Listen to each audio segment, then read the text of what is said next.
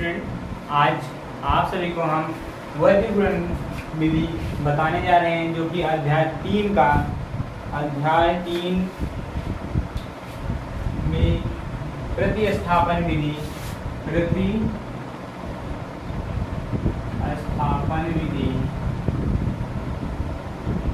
Number 2 विलोपन विधि,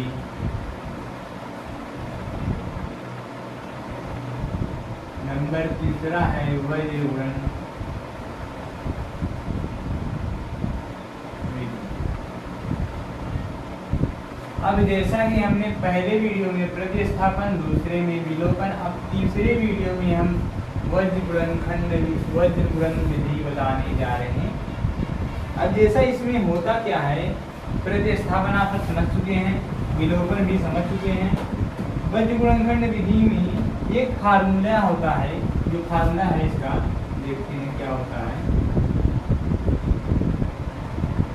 formula है इसमें ये होता है, ये लिखने का हम तरीका बता रहे हैं। यहाँ लिख लेते हैं x y। अब सूत्र हम इसी से बनाते हैं। यहाँ b1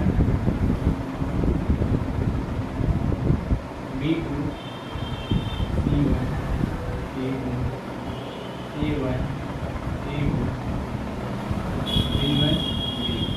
पहले तो हमें इस प्रकार से एक क्रम में लिखना। अब देखिए ये जो है ये इन दोनों के बीच में रहना चाहिए, यानी दोनों के बीच में। अब यहाँ से जैसे हम प्रतिस्थापन विलोपन में दो चर वाले समीकरण में मान निकालते थे, वैल्यू निकालते थे x और y की, उसी तरह यह भी रहेगी। ये थोड़ा सरल विधि होती है, बशर्ते जब सूत्र याद रहे तब। इसका सूत्र बनाते समय हम देखते हैं कैसे बनाते हैं। पहले तो x वाले का लेते हैं, ये x इतना माना जाएगा, ये वाला y, ये वाला एक के बराबर। अब देखते हैं इसको लिखते कैसे हैं।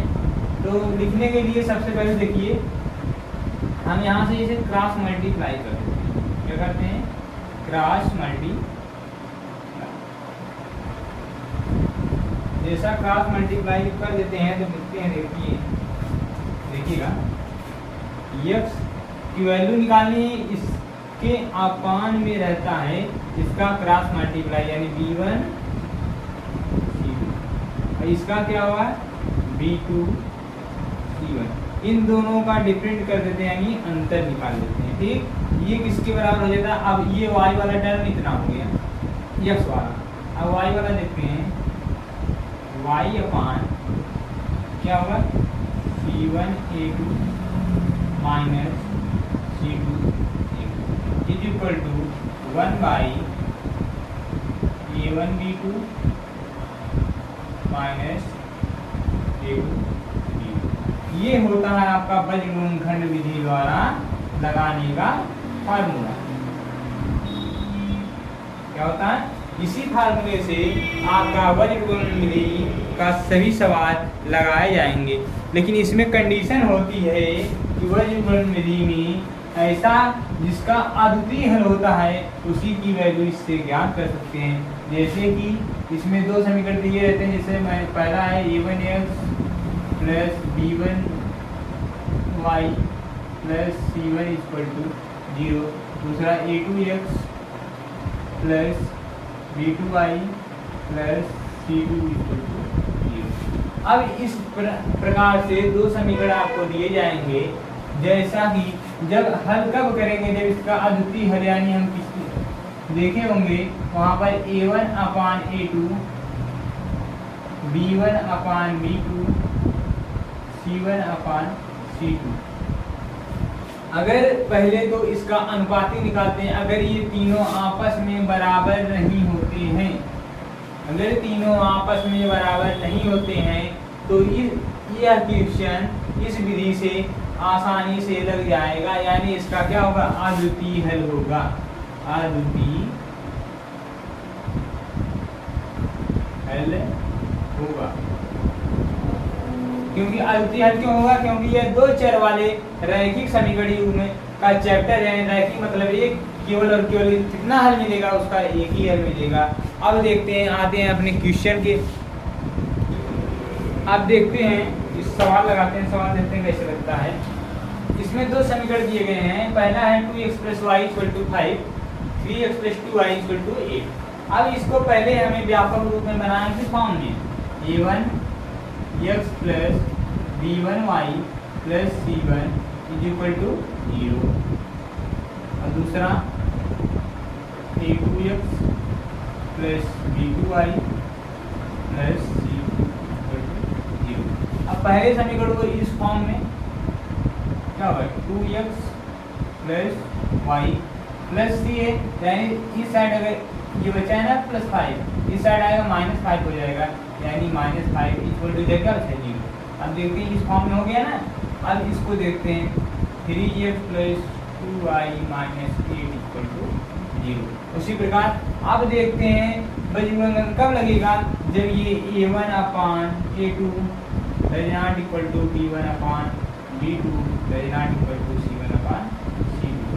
अगर ये मिल जाता है तब तो वज्रखंड से विधि से यह क्वेश्चन हल हो पाएगा। अब यहाँ पर a1 की वैल्यू कितनी है, तो a2 की 3 ≤ सिंबल है, b1 × 1 इसमें 2 ≤ अब यहाँ माइनस, यहाँ प्लस है लेकिन यहाँ माइनस है, प्लस माइनस -5/-1, माइनस से माइनस कैंसिल हो गया। अब देखते हैं तीनों बराबर नहीं, यानी इस क्वेश्चन पे ये क्या होगा, लग जाएगा। अब हम इसके वैल्यू निकाल लेते हैं इसे। अब देखते हैं इसमें लिखा गया क्या, a1 b1 c1 a2 b2 c2। तो a1 = कितना 2, b1 = 1, c1 = -5। इसके बाद a2 = 3, b2 = 2, c2 = -। अब वैल्यू हमें पता लग गई। अब इसके बाद इसी फार्मूले पे रख के x और y का मान ज्ञात करेंगे। अब देखते हैं, हम वैल्यू पुटअप करते हैं। जैसा कि हमने वैल्यू अब पुट कर दिए हैं, देखते हैं a1 b1 सब का मान इसमें हमने रख दिया है। अब इसे हल करते हैं, x/8 × 1 यानी 8 × 8 -8 और -5 × 2 = 10 यानी -10 = y 5 × 1 15 -15 माइनस कोष्टक मार दो 16 -16 = 1/2 × 4 -3 का। अब देखते हैं x/8 minus minus plus 10 = y/15 minus plus 16 = 1/।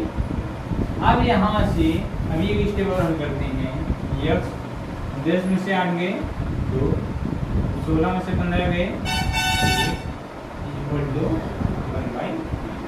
अब यहाँ से वैल्यू याद करने के लिए पहले इसकी तुलना हम इससे करेंगे, ठीक, यानी x/2 = 1/1 क्रॉस मल्टीप्लाई x बराबर कितना आ गया, तो ये वैल्यू x की आ गई। अब इसका तुलना y की वैल्यू निकालने के लिए y की तुलना इससे कर देंगे, y = कितना 1, यानी इस समीकरण का जो हल क्या हो गया, x का मान 2 और y का मान 1 हो गया। अब इसके बाद आप स्क्रीनशॉट इसको ले सकते हैं। अगला क्वेश्चन अब देखते हैं कैसे लगता है। अब देखते हैं दूसरा क्वेश्चन है x - 3y - 7 = 0। दूसरा है 3x - 3y - 15 = 0। अब देखते हैं इसका पहले वाले समीकरण की तुलना इससे कर देते हैं। ये तो दोनों पक्ष में 0 है, यानी तुलना ठीक ठाक है। अब इसके बाद a1 की वैल्यू यहाँ पर कितना है 1 है, यहाँ पर a2 की 3, b1 की -3 और b2 की -3, c1 -7 इसका -3। अब वैल्यू हो गई। अब इसके बाद हम क्या करते हैं, मान ज्ञात कर लेते हैं। यहाँ लिख देते हैं इससे क्या, तुलना करने पर, जब तुलना करेंगे तब जाके a1 और a2 का मान मिलेगा। अब देखते हैं ये दोनों बराबर है, ये तो -1 हो जाएगा, ये नहीं बराबर होगा, ये भी नहीं बराबर, यानी तीनों आपस में बराबर नहीं होंगे। यहाँ कर देते हैं a1 upon a2 does not equal to b1 upon b2 does not equal to c1 upon c2. 1 by 3 does not equal to minus 3 by minus 3 does not equal to minus c1 by minus 3. ये तो cancel 1 by 3 does not equal to 1 by 1 does not equal to c1 by 3. देखिए ये does not equal है।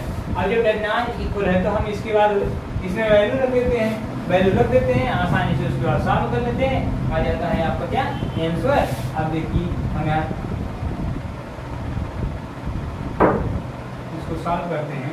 अब पहले हम value रख लेते हैं x अपान b1 c2 minus b2 c1 में क्या करते हैं हम वैल्यू रखने पर।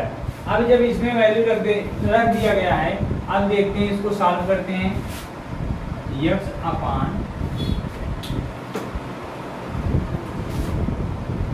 x अपान 15 दिया 45 माइनस माइनस प्लस 45 यानी प्लस लिखा नहीं जाता है, ठीक है। 7 21 माइनस प्लस 21 प्लस 21 और माइनस 21 क्या हो जाएगा, ये माइनस में हो जाएगा 21 is equal to Y upon 7 21 minus 21 15 कम 15 minus minus plus 15 equal to 1 by minus 3 3 3 का 9 माइनस 9 1 प्लस। अब इसको हल करते हैं, ये माइनस इस यहाँ से माइनस करेंगे तो ये आ जाएगा 24, ये आ जाएगा माइनस। अब इसकी तुलना कर लेते हैं, x upon 24 equal to 1 by, तो 6 चौके 24 x बराबर 4 Y upon 1 upon 6 cross multiply करते हैं, यानी यहाँ पर दो वैल्यू मिल गई क्या, x इक्वल टू 4 और y इक्वल टू -1। इसी प्रकार से सभी क्वेश्चन वही गुणनखंड विधि में आसानी से हम आशा करते हैं आप अगर थोड़ा सा भी ध्यान दिए होंगे तो लगा लेंगे। अब इस प्रकार से इसमें जो अध्याय 3 है, अध्याय 3 में इस बोर्ड पेपर में 3 ही विधि पूछता है, 3 विधि में से हमने तीनों आपको बता दिया है। अब कल हम चर्चा करेंगे अध्याय 4 जिसका नाम है द्विघात समीकरण। इसमें एक ही इम्पोर्टेंट है सीधरा 4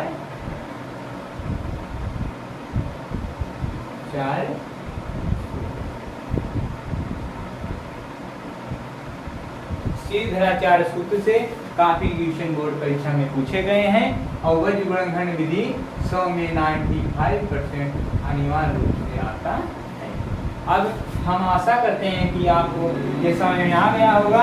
अगर अभी तक आप हमारे चैनल को सब्सक्राइब नहीं किए हैं तो सब्सक्राइब करके बेल आइकन का बटन जरूर प्रेस कर लें, जिससे हमारी लगातार नई नोटिफिकेशन आपको मिलती रहेगी।